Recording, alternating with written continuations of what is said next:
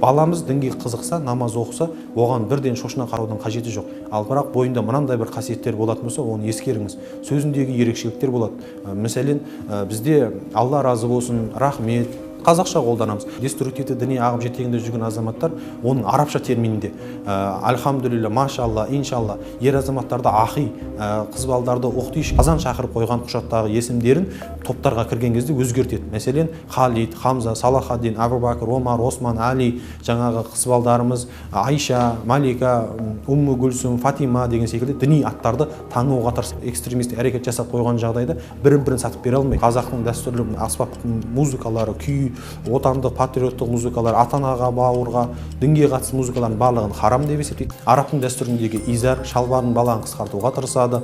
Әйел азаматшалар қара паранжа, шаршап, жаңа абая, ниқаб киюге әрекет жасауға. Намаз оқығанда да бізден ерекшеленіп жатады. Бізде мәселен құлақты қағып жатса, бұл азаматтар жаңағы кеуде тұстарында әйел мен ер азаматтың намазын бөлмеуге, әрбір ракағатта рафиланы жасауға, әмин дұғасын сырттай айтуға, мешіттерде парыздарды оқып, сүннетті оқымай шығып кетуге, мынау Рамазан айында оқылған тарауих намаздарының өзін тек 8 ракағатты оқуға, тәсбихті пайдаланбауға әрекет жасап жатады. Өздерінің ғана ұстаздан айтқан уағыздарын тыңдауға шақырады. Қоғамда кемшілік іздеп тұрады. Ананы дінсіз, мынаны кәпір, мынаны жаңағыдай шайтан деген секілді теңеулермен шақырып тұрады. Компьютеріне код қойып қояды. Ата-ана одан бейхабар болып, тек темір тордың артынан баласы шыққаннан кейін ғана өкініштен бас бармақтарын шайнап жатады.